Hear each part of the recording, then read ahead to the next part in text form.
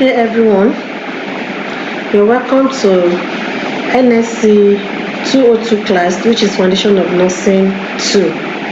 My name is Odetundo Adeola Ruth.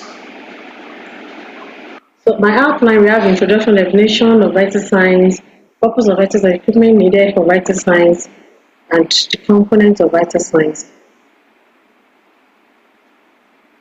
So, by way of introduction, we have vital signs are objective measurements of the essential physiological function of living organism. Healthcare provider must understand the various physiological and pathological processes affecting this set of measurements and their proper interpretation. So, by definition, vital signs can be defined as measurements of the body basic functions. And in vital signs, we check temperature, pulse, respiration, blood pressure, pain assessment, and oxygen saturation. So in this course, I will take you through the purpose of vital signs, the equipment needed for vital signs, which are stethoscope, blood pressure cuff, thermometer, pulse oximeter, second hand watch, glove and disinfectant. Then time to assess vital signs, body temperature. So we now start to take the components of vital signs one after the other. So we have the body temperature, by definition, which is the measurement of the amount of heat in the body, so which can also be defined as the balance between the heat produced in the body and heat loss. So we have the normal temperature of 36.5 to 37.2 degrees centigrade for an healthy adult. So we have types of body temperature, which can be core temperature or surface temperature. Then there are alterations in body temperature. Those are the things we'll go through in this course. Common types of fever, which can be intermittent, remittent, relapsing, and constant fever. Routes of taking temperature.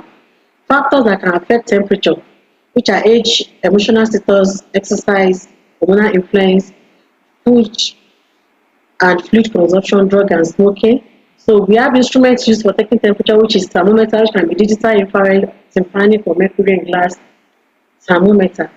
Then pulse, which is the second component, is a wave of blood created by the contraction of left ventricle. Pulse is measured in beats per minute, which can be different in children too. It has varieties based on the age of an individual. So these are the sites for taking pulse. We have the temporal, carotid, apical, and the likes. So equipment for taking pulse is just watch with second and paper, stethoscope, pen or pencil, and paper or flow chart to report. So these are the varieties of pulse according to age of the individual. Then we have the factors that affect pulse rates too, which are age, gender, body weight, exercise, stress and emotion, body temperature, drug, disease condition. So the third component is the respiration, which is the number of breaths a person takes per minute. So this temperature also, the respiration also varies according to age of the individual. So this is the table that denotes what the temperature can be. Then the first one being the blood pressure is the force of the blood pushed against the artery wall during contraction and relaxation of the heart. So the blood pressure is measured by an instrument known as sphygmomanometer, which can be digital or analog. Then it is measured in millimeter of mercury. So the equipment is the sphic, which can be digital, then stethoscope.